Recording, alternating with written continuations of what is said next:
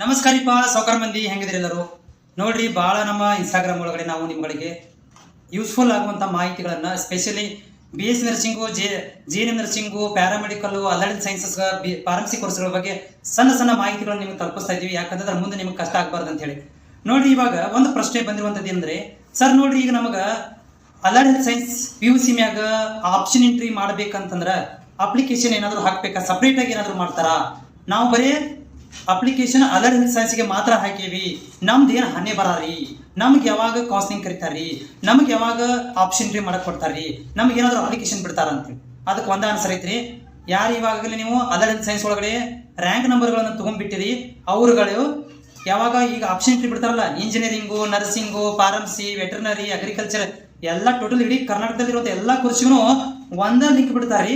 ಆ ಒಂದ ಲಿಂಕ್ ಒಳಗಡೆ ನಿನಗೆ ಯಾವ ಕಾಲೇಜ್ ಬೇಕಪ್ಪ, ಉದಾಹರಣೆಗೆ ನಿನಗೆ BS ನರ್ಸಿಂಗ್ ಅಷ್ಟೇ ಬೇಕಾಗಿತ್ತು, ಜಸ್ಟ್ BS ನರ್ಸಿಂಗ್ ಅಷ್ಟೇ ಹಾಕಿ ಸಬ್ಮಿಟ್ ಮಾಡು. ಇಲ್ಲ ನನಗೆ ಅಲರ್ಟ್ ಹೆಲ್ತ್ ಸೈನ್ಸ್ ಬೇಕಾಗಿತ್ತು, ಅಲರ್ಟ್ ಹೆಲ್ತ್ ಸೈನ್ಸ್ಗಳನ್ನ ಹಾಕಿ ನೀ ಸಬ್ಮಿಟ್ ಮಾಡಿಬಿಡು.